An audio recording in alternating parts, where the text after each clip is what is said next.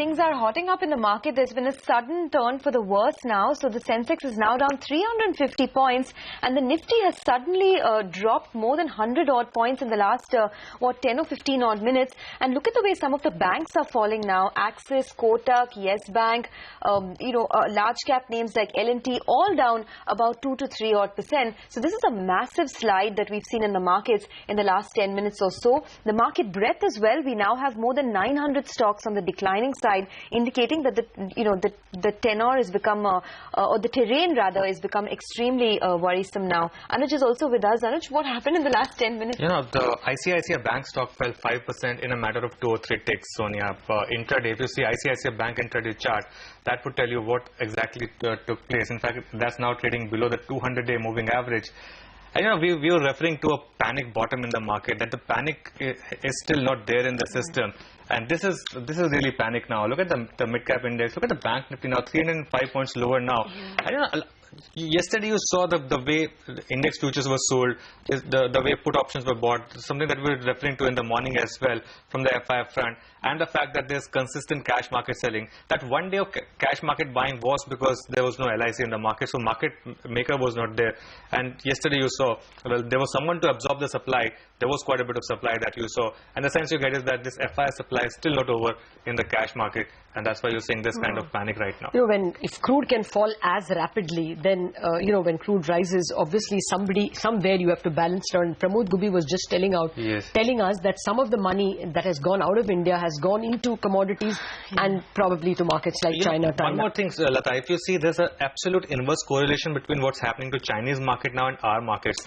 Yesterday, for example, our markets were doing well when China and Hong Kong were down so much. Today, both China and Hong Kong markets are up quite a bit. In fact, if you see both Shanghai and Hang Seng market at this point in time, I think they're still up about 1% or so. So there's an inverse correlation that's playing out right now between China and India market, and that's also one point that when I was talking to someone, this point came up that keep watching out for China versus India trade now.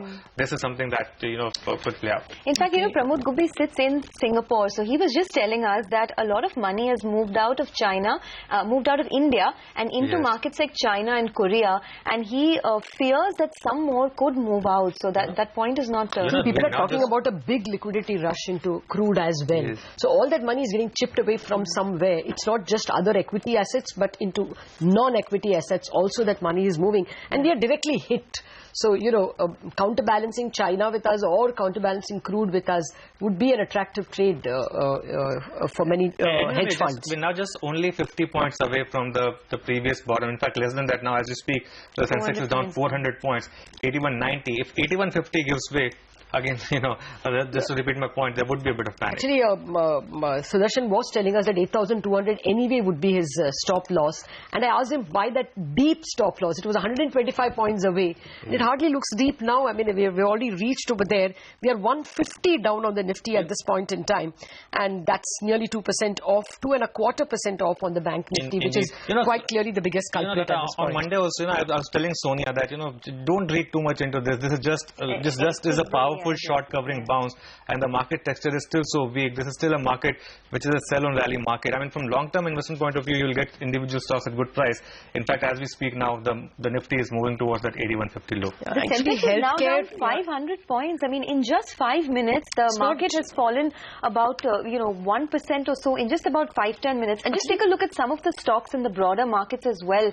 Wockhardt is now down 8%. Century Textiles down 9%. So there's massive selling that you're seeing. LIC Housing, Glenmark Pharma, Bata, the large non-index names are selling off quite rapidly. So it looks like a very scary situation at this point. Yeah, it is sudden, some what you call basket selling, and London hasn't even opened. So we could see perhaps further selling if people just want to quit before things get too bad. Cash market volumes have doubled in last 10 minutes of trade.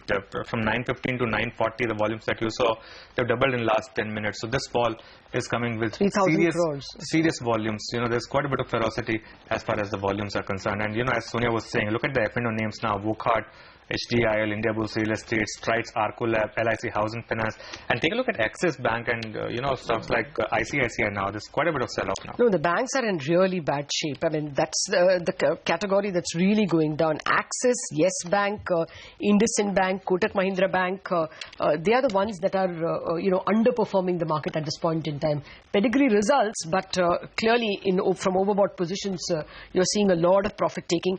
As well, it's not just restricted to banks. While they are a big sector, look at the way pharma names have fallen. The pharma index as well, the oil and gas index. So it's several categories that are giving way. And until just the other day, these were oil and gas and pharma were names that were actually holding up and countering market falls in other pockets. It's actually now red all over. There's hardly any place to hide. The odd Bharti, because of technical reasons, is holding up, and maybe Kane because it's a winner when crude prices rise. Yes. But otherwise, there's absolutely no place to hide. I was referring to the fact that 7,700 and 7,900 puts were adding a lot of open interest, and the market necessarily does not have to go there. I mean, 7,700 put today has seen premium go up by 140%. So someone who could have just taken long position on that or would have bought that option can square up now with a 200% gain. That's what happens in panic markets, and that's what they may even let it run if the markets continue to fall. The Nifty has recovered 50 points from the low, so it's not a one-way journey. It's going to be quite volatile. There is going to be buying at lower levels as well. This 8150 mark, Lata, is going to be important because there's just way too much money involved at around that 8150 mark, and that's why from 8158 the low was 8158. From 8158 the Nifty has seen a sharp 50-point bounce in a matter of 5 minutes. Indeed. In fact, some more stocks are selling off quite a bit in the broader markets. All the vulnerable names. Look at the real estate pack, HDIL, Indiabulls Real Estate. Look at infrastructure, NCC, Suzlon. All these names are down anywhere between 3 to 7% getting trashed as we speak. Jubilant Life Sciences down 6%.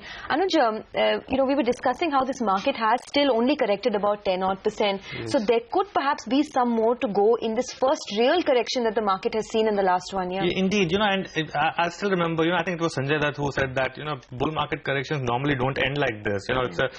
There's always a bit of panic low that the market makes, 2 to 3%, in which the broader market really corrects quite sharply, quite brutally. And then you see, the markets, a lot of excess is taken out. So, not surprised one bit. But again, 8150 is proving to be important support. Yes, and it's come back now all the way to 8,200 plus as we speak. 2% cut or 1.9 and now 1.5% cut on the Nifty. Sudarshan Sukhani joins us yet again. Sudarshan, you warned us about that 8,200 stop loss. I thought it was deep and it got taken in 10 minutes. What is the strategy now that, we saw that low but we've come back in like about 5 minutes. So you go long or short, or what do you do? Oh no, even I thought it was very deep, and that's how markets behave. So, no, you don't do anything now, Lata. It's too volatile. 150 points in 10 minutes is not normal. Something abnormal is going on, and traders would be well advised to step aside. If you have long positions, you should have been stopped out. You must be stopped out. Don't go and buy again. Don't short sell. We have come down to a strong support level. The building of support, the creation of a base is a painful process, but trading has to be done with stop losses.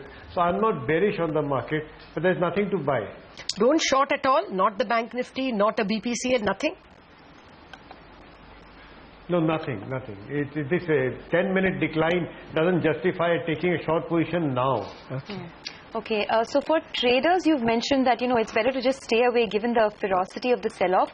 What about, slightly medium-term investors, Sudarshan? Is this a good time to be looking at individual names, or do you think that one should just wait for the panic selling to move out of the way? No, that's a very fair question, because for investors, the panic selling is immaterial. They are getting something that much better today. And my own sense is that this market is going to find a base. Whether it does it at 8150 or 8100, it's very difficult to identify the exact point. But in the zone where we are now. So for investors, this is a good opportunity that suddenly you have found everything in 10 minutes 2, 3, 5% cheaper. And I would go for pharma and FMCG stocks. All right. We'll leave it at that, Sudarshan. We had to worry you suddenly because the market seemed to get into panic mode, but at the moment, it's just about settling. Thanks a lot for joining us, Sudarshan. Okay, let's get someone who has been bearish on this markets for a goodish bit now, and now he can tell us, I told you so. Sanjay Dutt of Quantum Securities is with us. Sanjay, this is like a sudden 500-point fall we saw. Nifty is at 8150. Do you think we're going to see much of a fall, or this is the panic bottom of the bull market? I told you so, Lata. Let me start with that phrase that you borrowed from me. And when I learned to slap myself, I think I should take a compliment once in a while. Sure. Anyways, on a lighter note, I think the key issue that the market is dealing with right now is the fundamentals, because the stocks had run up much ahead in anticipation of earnings turnaround in terms of growth, in terms of reform measures. And what we're noticing right now is that more or less the entire landscape has not fallen in place as we expected to. Instead, the earning recoveries are delayed. The reform process is looking a little muddled right now, but we are confident that it will fall in place. So it's just a kind of a aggressive, healthy correction that's panning out of the move that we saw from 5,000 odd last year to about 9,000. I don't think anything much to be perturbed about, barring you may see a little bit of an extreme to the lower levels, and then life goes on to a very big, strong bull market in the next 2-3 years. Okay. The fact that this is a big, strong bull market, this is still a big, strong bull market, I think is, reason enough for people to get a bit of respite. But within this bull market, Sanjay, how much more of a downside would you see? Do you think that it's already corrected more than 10% now? So should we brace ourselves for some more? I don't think so. I think Sonia, we are at the lower end of the range. So, one can never game the last 1 or 2% on the index, or the last 5 or 10% when stocks correct, and similarly on the top. So my sense is that, somewhere around the 78, 7900 should be a reasonably strong bottom. And I don't think anything below that on the Nifty. And this is the time to start looking at stocks which you missed out and have corrected 23%, 20-30% from the highs. But once again, I repeat, do always look at a stock not in isolation that it's corrected 30% from the highs, but what it should be compared to its earning potential, EBITDA, cash flows, balance sheets. Because this is what we miss. The tendency for investors to say that it's corrected 20 or 30%. It justifies buying. I don't think that's the right way to go about it. What's important is that how are its earning, debt restructuring, cash flows, everything panning out. That's what one needs to look at for the company and not in isolation the stock price. Oh, yes, absolutely. We should look for value now in the true sense of the term. And where are you spotting that? I think across the board, I've been very optimistic on the PSU sector for the last 2 years, PSU banks. And if the banks correct another 5-10%, I think they become a steal over the next 3 to 5 years, investment perspective. Similarly, what I find in inward-looking sectors, whether it's infrastructure, engineering, capital goods, financial services in terms of NBFCs, these sectors will really take off once growth and economy picks up, interest rates come down, etc. So that's where I would like to focus, Okay. All right, Sanjay, we'll leave it at that. Well, we have many more questions for you, but we need to move on as well. So 450 points still down on the Sensex, and as Sanjay was pointing out, a whole host of sectors now become attractive because names like TNB have corrected for 30% this year. Sanjay was with us some day in August 2013 when the markets went to 5,100. Remember that panic low, and he was telling us, it's a screaming buy at this level. He called it right on that day. Today he says there's not much of a fall to happen. Let's hope he's right again. But this is, at this point in time, quite panicky.